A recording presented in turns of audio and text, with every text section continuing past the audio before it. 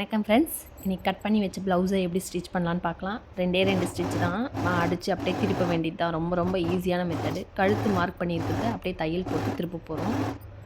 கழுத்து மட்டும் திருப்ப போகிறதில்ல, கீழே அதுதான் ஒரு ட்ரிக்கு. கீழே இருக்குது பாருங்கள் பட்டி, அங்கேயுமே அடித்து திருப்ப போகிறோம். அது ஸ்ட்ராங்காக இருக்குமா அப்படின்னு டவுட் வரலாம். அங்கே 4 கிளாத் வரும் நம்மளுக்கு மடித்து திருப்புறப்போ, ரொம்ப ஸ்ட்ராங்காகவே இருக்கும். இந்த மாதிரி ஒரு தையல் போட்டு மேலே ஒரு தையல் கீழே ஒரு தையல் போட்டுட்டு திருப்பி எடுத்தோம்னா நம்மளுக்கு ஒரு 10 மினிட்ஸ் கூட ஆகாது. பேக் சைடு ப்ளவுஸும் முடிஞ்சிடும். நம்மளுக்கு எக்ஸ்ட்ரா நம்ம டிசைன் பண்ணுறதை பொறுத்து அடுத்தடுத்து நம்மளுக்கு அதோட பியூட்டி அமையும். நெக்ஸ்ட்டு பார்த்திங்கன்னா, இதை கட் பண்ணி எடுத்துட்டேன். தையல் போட்டு கழுத்துக்கு சின்னதாக கட் பண்ணி விட்டுக்கிறோம். சிசர் எடுத்து இப்போ அப்படியே கை உள்ளே விட்டு திருப்பிட போகிறோம். இப்போ கழுத்தும் திரும்பிடும், கீழே அந்த பட்டி பீஸும் திரும்பிடும்.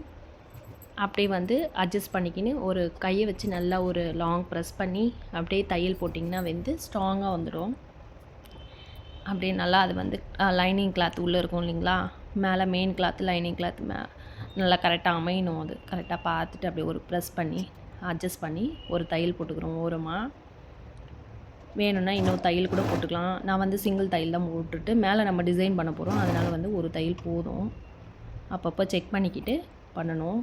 இங்கே கொஞ்சம் டைட்டு மிஸ் ஆச்சு, அதெல்லாம் நான் அட்ஜஸ்ட் பண்ண த்ரெட்டோட டைட்டு. அப்பப்போ பார்த்துட்டு ஸ்டிச் பண்ணி எடுத்துக்கலாம். நம்ம கழுத்து பகுதி முடிஞ்சிச்சுன்னா அடுத்து கீழே என்ன பண்ண போகிறோம், அதுவும் கரெக்டாக அந்த லைனிங் கிளாத்தும் மேலே மெயின் ஃபேப்ரிக்கும் கரெக்டாக அமையணும். அது மாதிரி இது பண்ண போகிறோம்.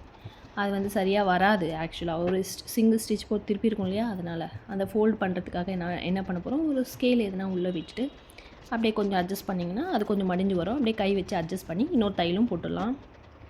இந்த தையல் சிங்கிள் தையல் ஒன்று போட்டுட்டு அப்புறம் ஒரு 3/4 இன்ச் கேப்பில் இன்னொரு தையலும் மேலே போட்டு விட்டிங்கன்னா ஸ்ட்ராங் ஆகிடும். இது ரொம்ப சிம்பிளாக நம்ம 10 நிமிஷத்தில் ஸ்டிச் பண்ணி எடுத்துடலாம். கட்டிங் பண்ணுற ஒர்க் நம்ம அளவு மெஷர் பண்ணி கட் பண்ணுற ஒர்க்கு தான் கொஞ்சம் நிறைய நேரம் இழுக்கிற மாதிரி இருக்கும். ஸ்டிச்சிங்கெல்லாம் சிம்பிளாகவே ஸ்பீடாக ஸ்டிச் பண்ணிடலாம். நிறைய ட்ரிக் இருக்குது இதிலலாம். நம்ம யூஸ் பண்ணுற ட்ரிக்கை பொறுத்து தான் எல்லாமே நம்மளோட ஸ்டிச்சிங் அமையும். பாருங்கள் ஃப்ரெண்ட்ஸ், எவ்வளோ பர்ஃபெக்டாக வந்திருக்குன்ட்டு.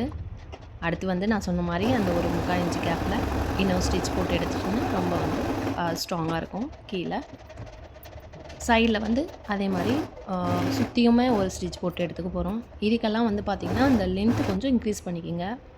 கீழே ஒரு 2.5 இன்ச்சு டிஸ்டன்ஸில் டாட் பிடிச்சிக்க போகிறோம். 1 இன்ச் கேப்பில் இதேமாதிரி டபுள் சைடு பிடிச்சி அந்த ஷோல்டர்லேருந்து ஸ்ட்ரெயிட் லைன் எடுத்து பிடிச்சிக்க போகிறோம். இந்த மாதிரி ஈஸி அண்டு சிம்பிளாக நீங்கள் ஸ்டிச் பண்ணுறதுக்கு என்னோடய யூடியூப் சேனலை ஃபாலோ பண்ணிக்க ஃப்ரெண்ட்ஸ். Thank you friends.